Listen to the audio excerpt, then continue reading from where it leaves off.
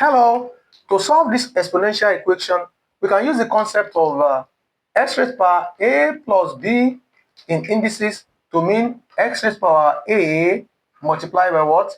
X to the power of b. Okay, we are going to use, that's the concept we are going to use here. So in this case now, we can write this as 3, because 99 is common as the exponent there.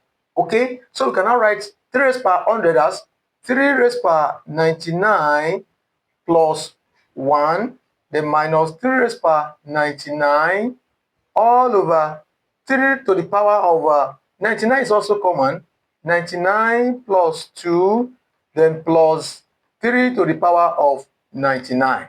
So here we have, because 3 raised power 99 seems common, and don't forget that this 3 raised power 99 plus 1 can be written as what? 3 raised power 99 dot, that is times 3 to the power of 1. So that when you add 99 exponent with 1, it gives you 100, just like we have split it here. So minus what?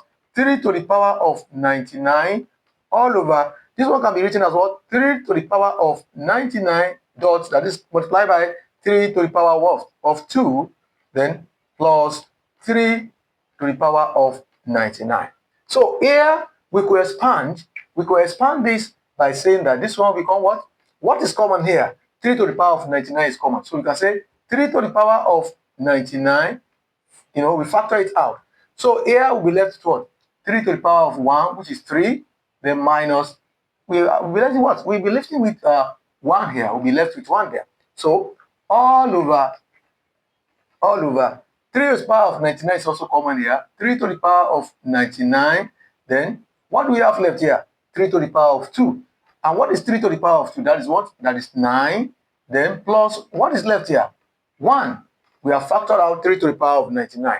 So obviously, 3 to the power of 99, we cancel 3 to the power of 99 here. So we have what?